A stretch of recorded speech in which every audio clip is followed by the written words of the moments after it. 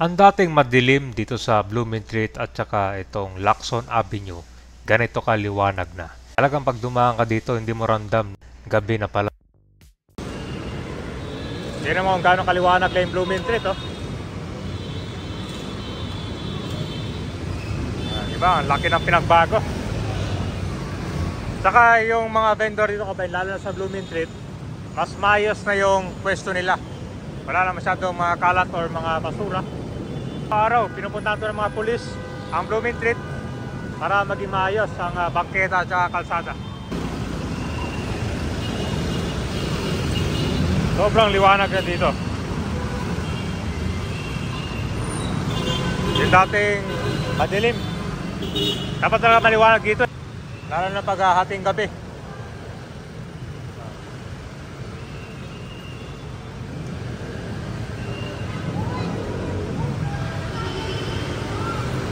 Railway project, nakasarado na rin.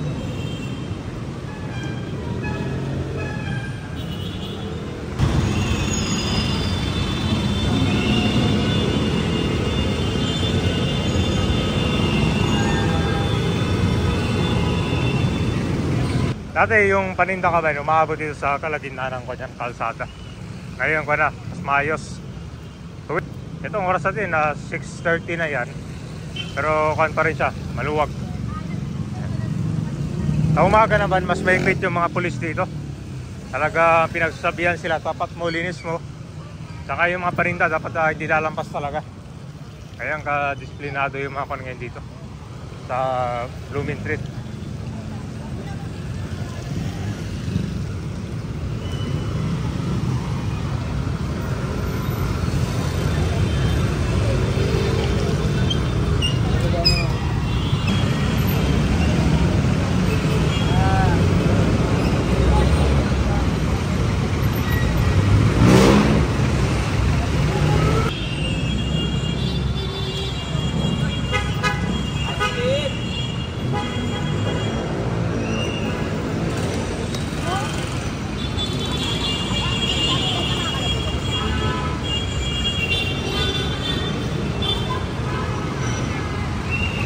Ano, ang liwanag na.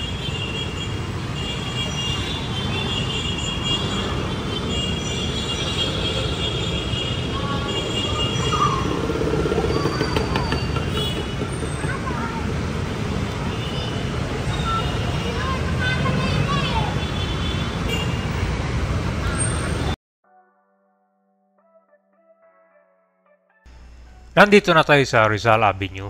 Ang punta naman natin dun sa may Lacson. So napapansin mo dito sa Blumentritt, itong mga pailaw, talagang maliwanag na dito. Sa mga lugar ng Rizal Avenue na tinagdagan yung mga pailaw, lalo na dun sa Avenida, malapit sa may Carriedo naman. So malaking tulong. So ito po yung sa may papuntang NLEX SLEX connector. Dito pag sapit ng gabi, maraming mga vendors, no? Tuwing gabi lang naman ito siya, pero pag umaga, maluwag dapat yan kasi marami mga motorista na dumadaan dito papuntang biyahe. At yung iba naman pauwi na, kaya naman na mahigpit talaga. Tapos yung construction ng NSCR dito, pinuntahan na rin ni Yorme to eh. Parang nag-uusap sila dito sa project kasi ilang taon din na-delay itong NSCR project dito. Dahil sa right of way issue yan. Kasi mukhang malaki yata yung portion na gagamitin daw.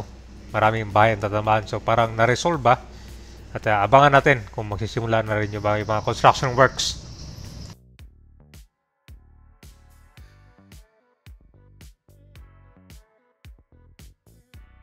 So tignan mo itong Rizal Avenue, ganito nakalinis at liwanag yan. Yung center island nito, bagong pintura na rin yan. Tapos yung mga halaman, yung mga sira na, pinalitan na rin ng mga bago yan. So talagang ganito ang gusto ni Yorme dito. Unang-una na ito mga pailaw talaga, malaking tulong yan. Kasi dati dito nauso yung mga tolongges, yung mga disgrasya, yung mga tambayan. Itong Rizal Avenue kasi ito yung main roads ng Manila na connecting simula pa dun sa may ibang part ng Manila, kaya kung talaga dapat maliwanag to tuwing gabi for safety na rin sa mga nagtatrabaho, sa mga estudyante na pauwi na.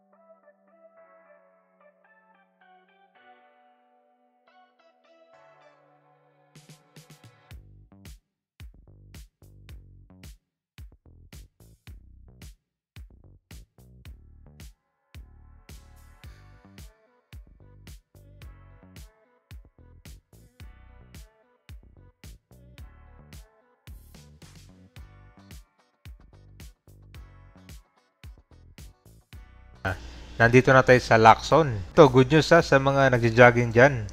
Dito sa UST, paikot ng Lacson, Espanya, Pinobal, tsaka Dapitan.